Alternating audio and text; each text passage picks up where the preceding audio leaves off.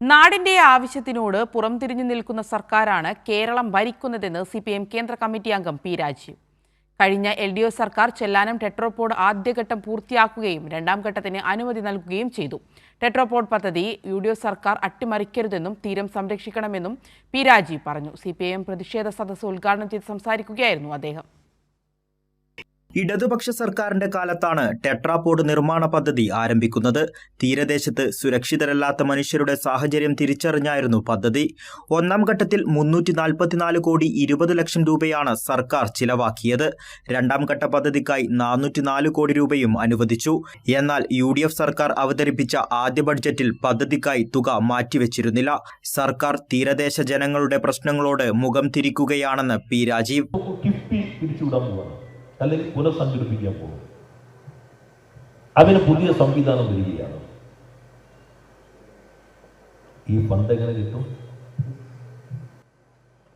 കിഫ്ബിയാണ് ആദ്യഘട്ട ഫണ്ട് കൊടുത്തത്. കിഫ്ബി വേണ്ട, ഇങ്ങനെ ചെലവഴിക്കേണ്ടതില്ല എന്ന് നിങ്ങൾ പറയുന്നു. നിങ്ങൾ ഈ തീരദേശത്തുള്ളവരൊപ്പമാണോ? കിഫ്ബി വഴിയാണ് പദ്ധതിക്ക് ഫണ്ട് അനുവദിച്ചിരുന്നത്. കിഫ്ബി ഇപ്പോൾ വേണ്ടെന്നാണ് UDF സർക്കാർ നിലപാട്. ടെട്രാപോഡ് പദ്ധതി സർക്കാർ അട്ടിമറിക്കുകയാണെന്നും രാജീവ് പറഞ്ഞു. ഈ പ്രശ്നം ജനങ്ങളുടെ ജീവിതത്തിന്റെ അടിസ്ഥാന പ്രശ്നം, ജീവൻ നിലനിൽക്കുമോ എന്ന ആ പ്രശ്നത്തെ കൈകാര്യം ചെയ്യാനായി പദ്ധതി തയ്യാറാക്കി നടപ്പിലാക്കി ആദ്യഘട്ടം പൂർത്തീകരിച്ചു, വിജയകരമായി പൂർത്തീകരിച്ചു.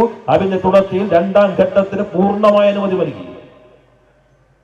ഇനി ഇതിന്റെ അടിസ്ഥാനത്തിൽ പ്രവർത്തനങ്ങൾ ഏൽപ്പിച്ചാൽ മാത്രം മതി.